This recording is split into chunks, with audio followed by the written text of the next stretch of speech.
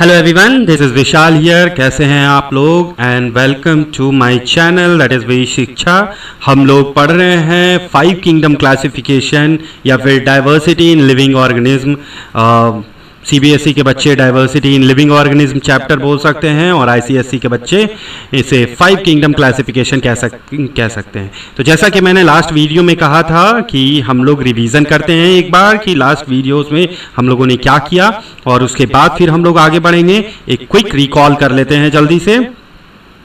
Need for classification, क्या ज़रूरत है हमें क्लासिफिकेशन का, डिफरेंट ऑर्गेनिज्म को डिफरेंट ग्रुप्स में डालने का क्या ज़रूरत है, ये हम लोगों ने लास्ट 2 वीडियोस में पढ़ा था।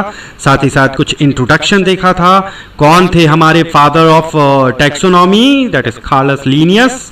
और उसके बाद फिर डिफरेंट बायोलॉजिस्ट और डिफरेंट साइंटिस्ट के बारे में भी हम लोगों ने पढ़ा था। साथ ही साथ कुछ कैरेक्टरिस्टिक्स हम लोगों ने देखा था कि कौन सा ऐसा कैरेक्टरिस्टिक्स है जिसके बेसिस पर हम लोग क्लासिफाई करते हैं इंटायर ऑर्गेनिज्म को या इंटायर जीव जगत को। Complexity of cell of structure, the body structure, mode of nutrition, level of body of organisms, functional organisms. उसके बाद कुछ बैकग्राउंड हम लोगों ने देखा था और कार्लस लीनियस के बारे में, जैसा मैंने पहले बताया। साथ ही साथ चार्ल्स डार्विन के बारे में, अर्नेस्ट हैकेल, व्हिटेकर, वूज, ये जितने सारे लोग थे इनके बारे में हम लोगों ने थोड़ा पढ़ा था। उसके बाद हम लोगों ने हायरार्की ऑफ क्लासिफिकेशन देखा था। क्या ऐसा पैटर्न है जिसे या क्या ऐसा तरीका है जिससे कि हम लोग हर एक ऑर्गेनिज्म को डिफरेंट ग्रुप्स में बांटते हैं। तो सबसे पहला जो ग्रुप होता है वो किंगडम होता है, जो कि 5 तरीके का है। Monera, Protista, fungi, Plantae and Animalia. Kingdom classification के बाद में फाइलम पे आते हैं, जो अभी तक हम लोग नहीं पढ़े हैं। आगे चल करके आगे वीडियोस में हम लोग पढ़ेंगे जब किंगडम्स क्लासिफाई होगा तब। उसके बाद फिर class, order, family, genus, species. इस तरीके से हम लोग कैटेगराइज करते हैं ऑर्गेनिज्म को। एक छोटा सा ट्रिक था, कुत्ते ने पॉटी कर दी, फिर चेयर पर उल्टी भी कर दी, फादर को पता चला तो गुस्से में उसकी सुताई कर दी। इससे हम पूरा का पूरा हायरार्की ऑफ क्लासिफिकेशन याद कर सकते हैं, मेमोरी में रख सकते हैं और एग्जामिनेशन में और अच्छे तरीके से प्रेजेंट भी कर सकते हैं, अपने आप को परफॉर्म भी कर सकते हैं। उसके बाद फिर हम लोगों ने कुछ हिस्टोरिकल बैकग्राउंड भी देखा था कि किस तरीके से 5 किंगडम क्लासिफिकेशन हमारे पास में आया था, मतलब कि how it came into the picture. सबसे पहले 2 किंगडम क्लासिफिकेशन आया। क्या था 2 किंगडम क्लासिफिकेशन? कार्लस लीनियस ने दिया था एनिमिलिया और प्लांटे के बारे में। उसके बाद फिर अर्नेस्ट हैकेल ने एक और उसमें लिस्ट में ऐड किया, that is Protista based on unicellular organism. उसके बाद फिर 5 किंगडम क्लासिफिकेशन आया जो कि 1969 में RH व्हिटेकर साहब ने दिया, Monera, Protista, fungi, Animalia and Plantae. उसके बाद फिर बेसिस ऑफ क्लासिफिकेशन क्या था, जिसके बेसिस पर, मतलब कौन सा ऐसा कैरेक्टरिस्टिक्स था जिसके बेसिस पर व्हिटेकर साहब ने ये 5 किंगडम क्लासिफाई किया था। Cell structure, mode of nutrition and body organisation. Prokaryotic, eukaryotic होते हैं सेल स्ट्रक्चर वाइज, ऑटोट्रॉपिक और हेटेरोट्रॉपिक होते हैं मोड ऑफ न्यूट्रिशन वाइज, और यूनिसेलुलर है और मल्टीसेलुलर होते हैं बॉडी ऑर्गेनाइजेशन के बेसिस पर। पूरे के पूरे इंटायर जीव जगत को बांट दिया गया था। अंडरस्टूड? तो अब हम लोग आगे बढ़ेंगे। लाइक लास्ट वीडियो में हम लोगों ने डिफरेंशिएशन भी देखा था, Monera, Protista, fungi, Plantae and Animalia. ये आपके प्रैक्टिस के लिए, आप इसको देख करके पढ़ सकते हैं, चाहे तो आप इसका स्क्रीनशॉट रख करके भी इजीली मेमोराइज कर सकते हैं। उसके बाद फिर हम लोग आ जाते हैं और यहाँ पर मैंने इंटायर ऑर्गेनिज्म को या इंटायर किंगडम को क्लासिफाई किया है एक फ्लो चार्ट के द्वारा, आपके बेटरमेंट के लिए, आपके सहूलियत के लिए, सो दैट कि आप इजीली समझ सकें कि किस तरीके से हम लोग पूरे के पूरे किंगडम को क्लासिफाई किया जाता है। ठीक है, अगेन मैं एक और चीज आप लोगों को बताना चाहूँगा जो कि यहाँ पर मैंने लिख रखा है, follow cell, the fundamental unit of life, follow nutrition, life process. ये दोनों अगर आप मेरा वीडियो पहले का जो अपलोड किया हुआ है अगर उसको आप कर लेते हैं तो आप you will be in a better position to understand each and everything. कभी कभी क्या होता है कि जैसे आप आगे बढ़ते हो अचानक कोई वर्ड आ जाता है प्रोकैरियोटिक, अगर आप उससे अनजान हैं तो आपको फिर आगे समझने में दिक्कत होता है। It's just like a mathematical calculation. अगर पूरे के पूरे कैलकुलेशन में एक चीज भी गड़बड़ हो जाए, ठीक है, प्लस का माइनस और माइनस का प्लस हो जाए, तो पूरा का पूरा सॉल्यूशन गड़बड़ा जाता है। Biology is also like that. उसमें भी अगर कोई चीज आपके समझ में नहीं है, अगर कॉन्सेप्चुअल आपके पास में नहीं है, तो इंटायर चैप्टर को समझने में आपको दिक्कत होगा। तो it's better to have a better concept. एक बार अच्छे से तरीके से आप ये कर लीजिए। और वहां पे भी मैंने बहुत सारा ऐसा छोटा छोटा ट्रिक दे रखा है जिससे कि आप इजीली इन सबों के बारे में याद कर सकें, चाहे सेल के बारे में हो, चाहे टिश्यू के बारे में हो। टिश्यू में भी कुछ ट्रिक वगैरह मैंने डाल रखा है, AABBLTC, सो दैट कि आप एरियोलर, एडिपोज, लिगामेंट, टेंडन, जितने भी आपके कनेक्टिव टिश्यू हैं, इन सबों को पढ़ सके या याद कर सके। ये छोटा छोटा ट्रिक है जो कि मैं देता रहता हूं। और आगे जब मैं एनिमल या किंगडम पढ़ाऊंगा तो उसको भी एक इनफैक्ट इसी वीडियो में मैं आपको उसके बारे में बताऊंगा, सो दैट कि आप पूरा का पूरा एनिमल किंगडम आप अपने दिमाग में अच्छे से बैठा लें। तो एक बार स्टार्ट करते हैं। ऑर्गेनिज्म अगर देखा जाए तो वो दो पार्ट में डिवाइड किया गया है on the basis of cell structure, prokaryotic या यूकैरियोटिक। आइदर सेल स्ट्रक्चर के बेसिस पर वो प्रोकैरियोटिक होंगे या फिर यूकैरियोटिक होते हैं। प्रोकैरियोटिक ऑर्गेनिज्म अभी मैं थोड़ा सा बता देता हूं कि प्रोकैरियोटिक ऑर्गेनिज्म वो ऑर्गेनिज्म होते हैं जिनके न्यूक्लियस उतने वेल डेवलप नहीं होते हैं, उतने वेल डिजाइन नहीं होते हैं, सेल ऑर्गेनेल नहीं होते हैं उसमें, और अगर होते भी हैं तो वो पुअरली डेवलप्ड होते हैं। यूकैरियोटिक में वैसा नहीं होता है, उनके वेल डिफाइंड सेल ऑर्गेनल्स होते हैं डिफरेंट फंक्शंस करने के लिए। न्यूक्लियस भी वेल डेवलप्ड होता है, ठीक है। अब हम सबसे पहले प्रोकैरियोटिक के ऊपर में आते हैं। तो प्रोकैरियोटिक एक्चुअली में यूनिसेलुलर ऑर्गेनिज्म होते हैं, ठीक है। और इस तरीके के ऑर्गेनिज्म जो कि प्रोकैरियोटिक हैं और यूनिसेलुलर हैं, वो आते हैं मोनेरा किंगडम में, ठीक है। चलिए आगे बढ़ते हैं।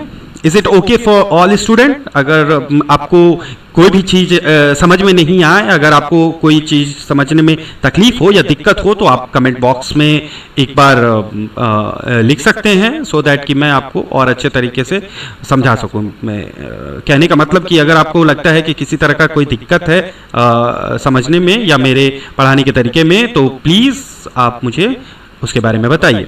नाउ यूकैरियोटिक आते हैं। तो यूकैरियोटिक दो तरीके के होंगे, एक यूनिसेलुलर होंगे, एक मल्टी सेलुलर होंगे।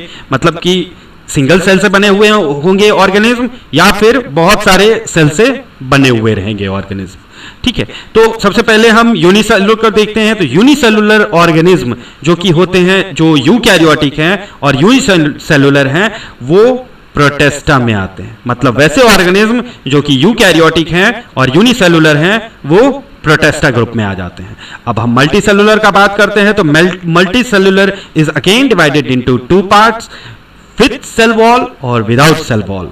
बहुत सारे ऐसे ऑर्गेनिज्म होते हैं जो कि विदाउट सेल वॉल के होते हैं, जैसे कि एनिमल्स, ठीक है। जब आप साइटोलॉजी पढ़ेंगे या सेल वाला पार्ट पढ़ेंगे तो उस समय में आपको मैं प्लांट और एनिमल किंगडम का एक डिफरेंशिएशन भी दिया हुआ है और इजी तरीके से आपको समझाने का और मेमोरी में डालने का तरीका भी मैंने दे रखा है, ठीक है। तो सेल वॉल जो होता है वो एनिमल किंगडम जो होता है, एनिमल किंगडम के कोई भी ये ऑर्गेनिज्म के सेल में सेल वॉल नहीं होता है। तो अब हम आते हैं सेल वॉल में। सबसे पहले देखते हैं तो सेल वॉल में दो तरीके के ऑर्गेनिज्म होते हैं। जैसे प्लांटे में भी दो तरीके के ऑर्गेनिज्म आ जाएंगे, जो क्या कहते हैं मतलब वैसे ऑर्गेनिज्म जिनके सेल वॉल नहीं होते, सेल वॉल होते हैं, ठीक है, वो दो तरीके के होंगे। पहले जो कि फोटोसिंथेसिस का प्रोसेस करेंगे, मतलब मोड ऑफ न्यूट्रिशन, और दूसरे जो कि फोटोसिंथेसिस का प्रोसेस नहीं करेंगे। तो इस बेसिस पर भी दो तरीके के ऑर्गेनिज्म्स को डिवाइड किया गया है। जो ऑर्गेनिज्म विथ सेल वॉल हैं और फोटोसिंथेसिस नहीं करते हैं, वो सारे के सारे फंगी कहलाते हैं, या फिर वो सारे के सारे फंगी वाले किंगडम में आ जाते हैं। और जो ऑर्गेनिज्म जिनके पास में सेल वॉल है और वो फोटोसिंथेसिस का प्रोसेस को परफॉर्म करते हैं for their day to day survival और for their mode of nutrition, अपने न्यूट्रिशन को लेने के लिए, तो उस तरीके के जितने भी ऑर्गेनिज्म हैं वो सारे के सारे प्लांटे ग्रुप में आते हैं। अब हम आ जाते हैं उनके पास जिनके पास में भाई सेल वॉल नहीं है। तो वो जितने भी ऑर्गेनिज्म धरती पर हैं जो कि सेल वॉल जिनके पास में नहीं है, प्लस वो मल्टी सेलुलर हैं, प्लस वो यूकैरियोटिक हैं, वो सारे के सारे एनिमिलिया किंगडम में आते हैं।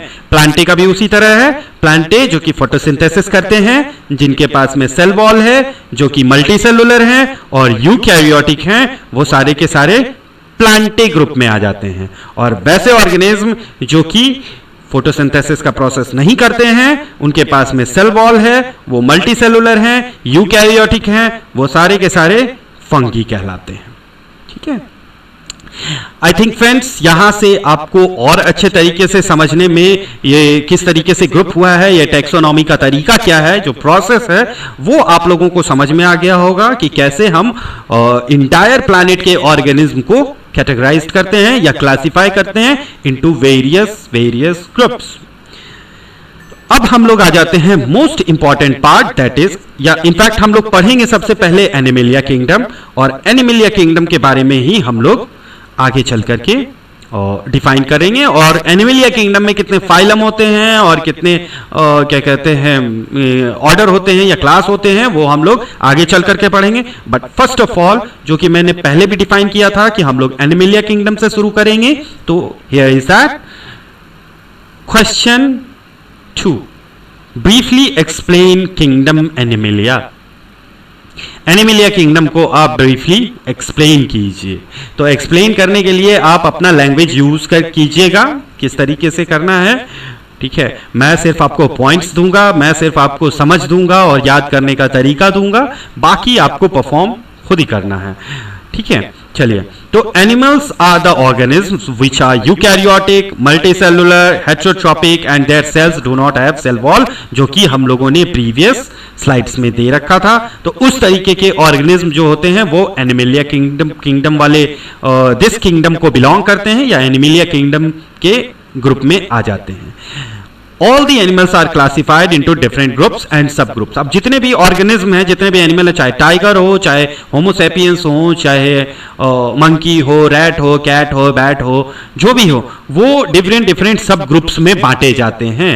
वही सब ग्रुप ऑर्डर कहलाते हैं, क्लास कहलाते हैं, जीनस कहलाते हैं, जीन्स कहलाते हैं, या जैसा भी है वो हम लोग आगे चल करके देखेंगे कि एनिमिलिया किंगडम में ऑर्गेनिज्म किस तरीके से अलग अलग हैं।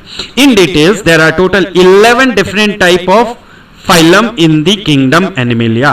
एनिमिलिया किंगडम में मोटा मोटी सबसे पहले ये याद रखिए कि 11 फाइलम होते हैं, 11 फाइलम्स होंगे। मतलब ये किंगडम है, मैंने कहा था ना कि बहुत सारे इसमें फाइलम्स होंगे। तो एनिमिलिया किंगडम में बेसिकली 11 फाइलम्स होंगे और इसी फाइलम्स में फिर अलग तरीके से आपके ग्रुप्स आएंगे, जो कि हम लोग लेटर ऑन पढ़ेंगे। बट इनिशियली आप दिमाग में ये डाल लीजिए कि टोटल 11 फाइलम होते हैं। ठीक है, in major we have to study 9 phylum. हम लोग एक्चुअली जो आपके एनसीईआरटी में या सीबी, फर्स्ट ऑफ ऑल मैं ये आपको क्लियर कर दूं कि मेरा जो भी कंटेंट रहता है वो ज़्यादातर एनसीईआरटी से ही लिया हुआ रहता है। और जो हमारा क्या कहते हैं कुछ कंटेंट मैं आईसीएससी के भी जो सिलेबस के बुक होते हैं उसी को मैं फॉलो करता हूं। तो ऐसा कुछ नहीं है कि हाँ, अगर आप सोचिएगा कि नहीं अगर मैं पढ़ा रहा हूं और ये कर रहा हूं तो कोई ऐसा बुक होगा जो कि बहुत ही महान किताब होगा, उससे मैं पढ़ा रहा हूं और मैं समझ रहा हूं। It's not like that. मैं भी उसी की बुक्स को रेफर कर रहा हूं जो कि आप लोग फॉलो कर रहे हैं। तो कंटेंट वही है, सिर्फ पढ़ाने का तरीका अलग है जो कि मैं यूज करता हूं।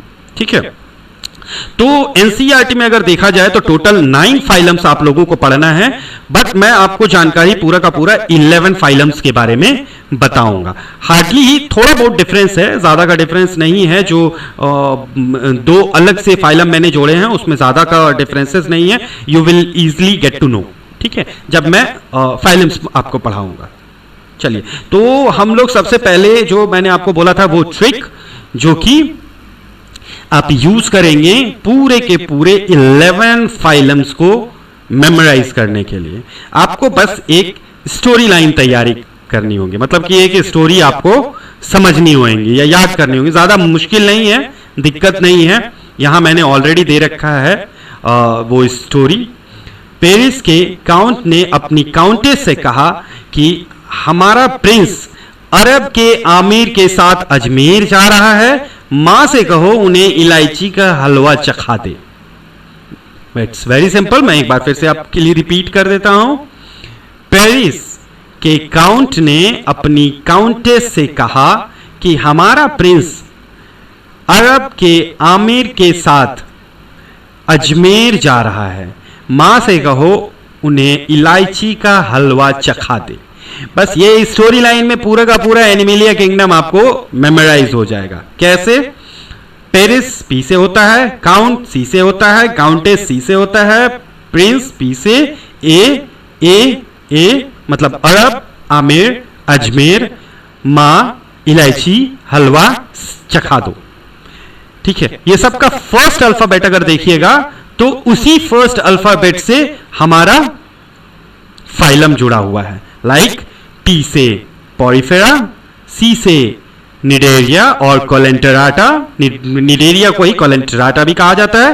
अगेन सी से टीनोफेरा, पी से प्लेटिहेलमेंथिस, ए से एस्क्लेमेंथिस या फिर निमाटोडा, ए से एनालिडा, अगेन ए से एथ्रोपोडा, एम से मोलस्का, ई से एक्टिनोडर्माटा, एच से हेमिकॉर्डाटा एंड सी से कॉर्डाटा।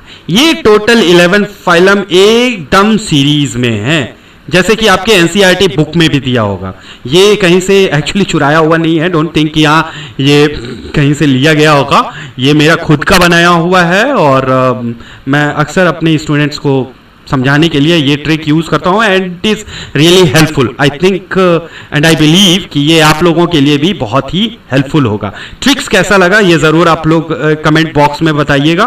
ठीक है, तो ये वाला ट्रिक जो है इसकी वजह से आप पूरा का पूरा एनिमिलिया किंगडम आप याद कर लीजिएगा। आपके जो ये चैप्टर है किंगडम क्लासिफिकेशन में वो मैक्सिमम या मेजर जो पार्ट है वो यही है एनिमिलिया किंगडम के बारे में। उसके बाद फिर प्लांट किंगडम में है, अभी तक मैंने उसका ट्रिक नहीं बनाया बट आई ट्राई कि कुछ मैं उसके लिए भी कर दूं और आपको प्लांटे किंगडम भी पूरा का पूरा मेमोराइज करने में दिक्कत नहीं हो। हालांकि ये दो पार्ट एनिमिलिया और प्लांटे को छोड़कर के बाकी जितना ये है उसमें उतना ज्यादा आपको एफर्ट नहीं लगाने हैं।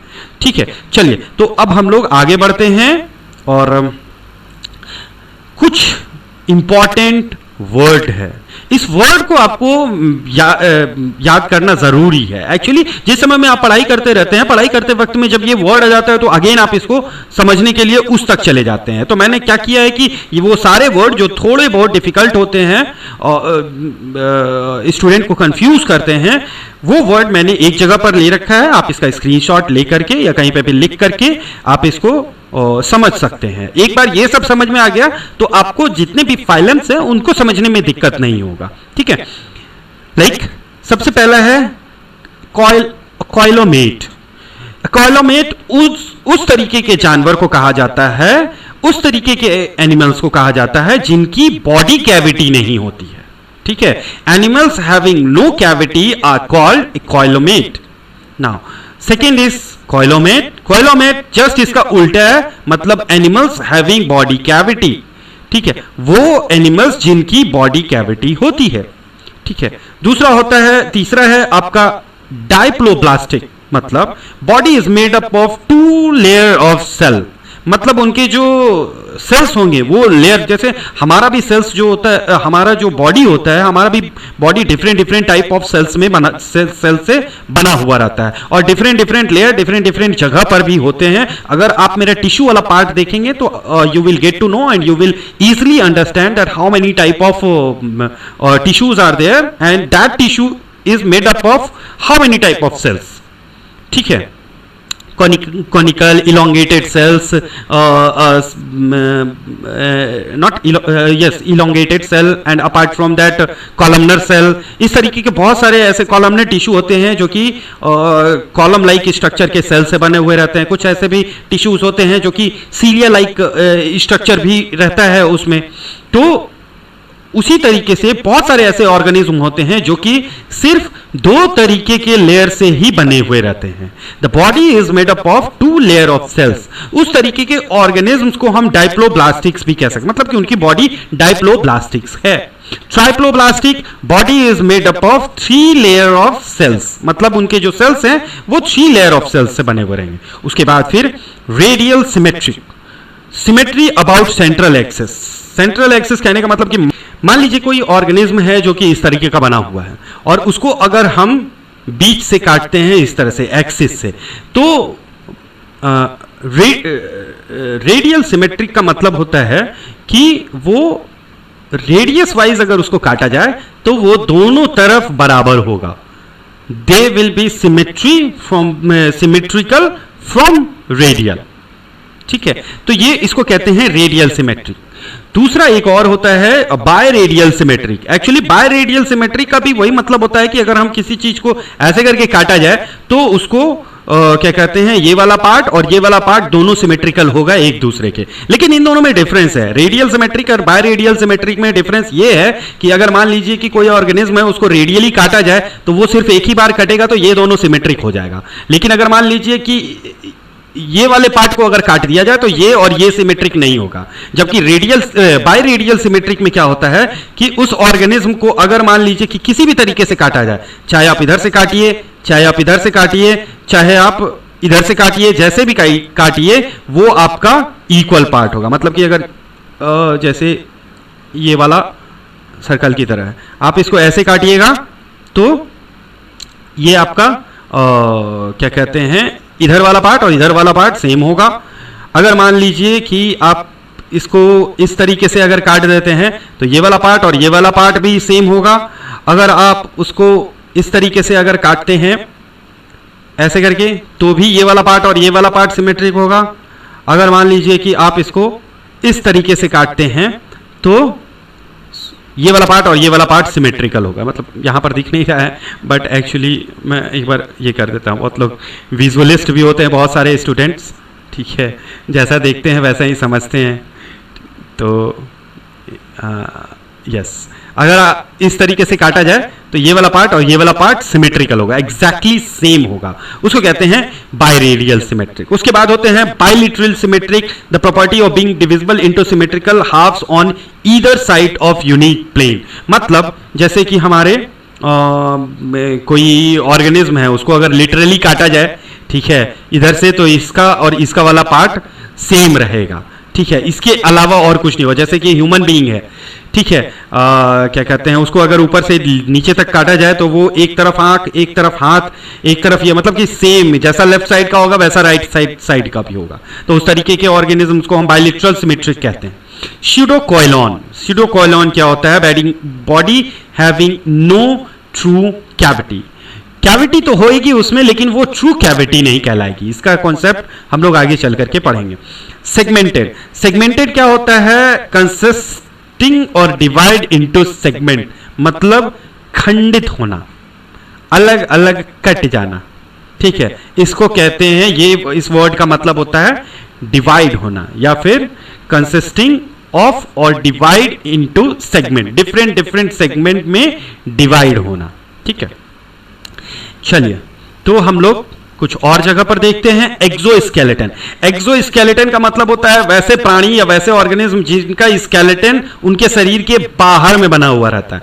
आप भी सोचेंगे कि भाई ये कैसा प्राणी है जो कि मतलब जिसका स्केलेटन या जिसका हड्डी जो है वो बाहर होता है, ठीक है। बहुत सारे ऐसे ऑर्गेनिज्म हैं जिनका कि स्केलेटन या जिनका कि क्या कहते हैं, जो हार्ड सरफेस होता है, जो शरीर का हार्ड सरफेस होता है, वो उसके पूरे के पूरे बॉडी को कवर करके रखता है, उसको सेव करके रखता है।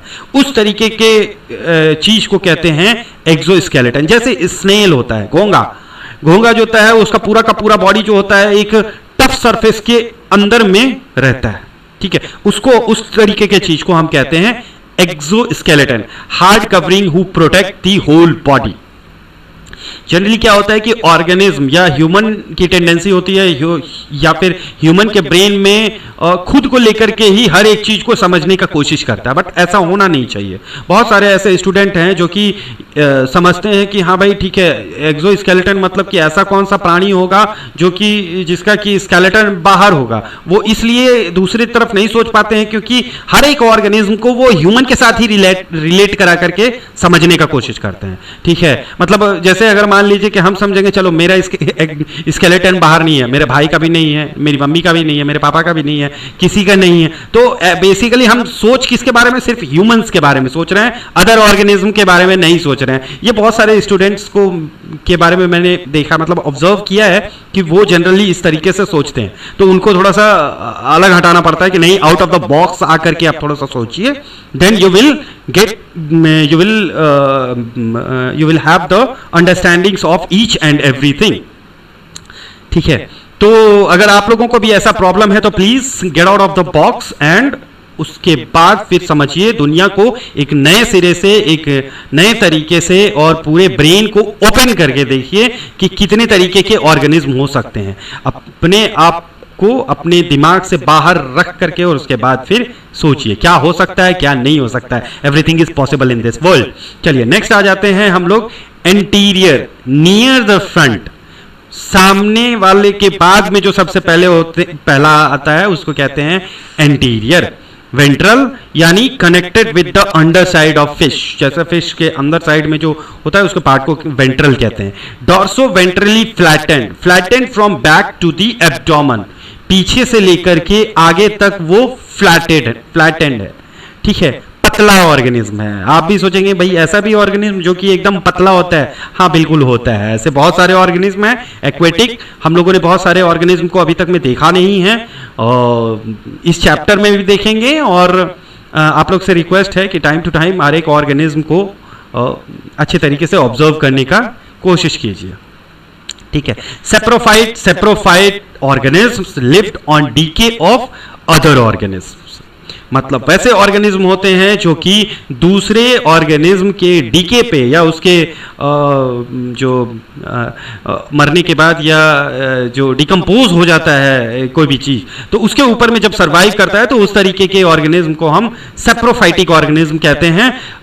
ये सेप्रोफाइटिक के बारे में ज़्यादा डिटेल में दिया हुआ है मेरा वीडियो जो कि न्यूट्रिशन है, लाइफ प्रोसेस न्यूट्रिशन। आप उसमें जाएंगे तो हेटेरोट्रॉपिक, सेप्रोफाइटिक, इन सबों के बारे में डिटेल में जानकारी दिया हुआ है, आप उसको फॉलो कर सकते हैं। और जो भी मैं आपको बता रहा हूं कि फॉलो करने के लिए, उसका लिंक मैं डिस्क्रिप्शन बॉक्स में देता रहता हूं, पहले के वीडियो में भी है और इस वीडियो में भी मैं डिस्क्रिप्शन में दूंगा। ठीक है, और तो इस वीडियो में फ्रेंड्स यहीं तक है।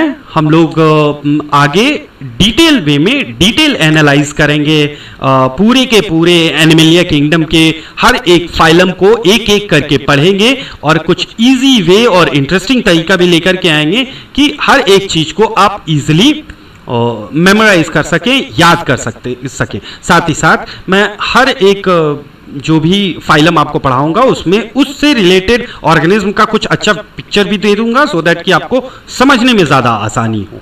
ठीक है, तो फ्रेंड्स आपको मेरा वीडियो कैसा लगा, आपको मेरा पढ़ाने का तरीका कैसा लगा, ये आप मुझे कमेंट बॉक्स में जरूर बताएं। अगर आपको अच्छा लगा तो भी बताएं, ना अच्छा लगा तो क्या अच्छा नहीं लगा वो भी आप मुझे बताएं, सो दैट कि मैं और अच्छे तरीके से परफॉर्म करूं और अच्छे तरीके से मैं अब वीडियो बना करके आपके सामने में ला सकूं। अगर आपको अच्छा लगा तो प्लीज मेरे वीडियो को लाइक करें, शेयर करें, सब्सक्राइब करें और ज्यादा से ज्यादा लोगों को ये वीडियो को शेयर करें, क्योंकि ज्ञान बांटने से और बढ़ता है। मिलते हैं हम लोग नेक्स्ट वीडियो में फ्रेंड्स, तब तक के लिए thank you very much, have a nice day, bye bye.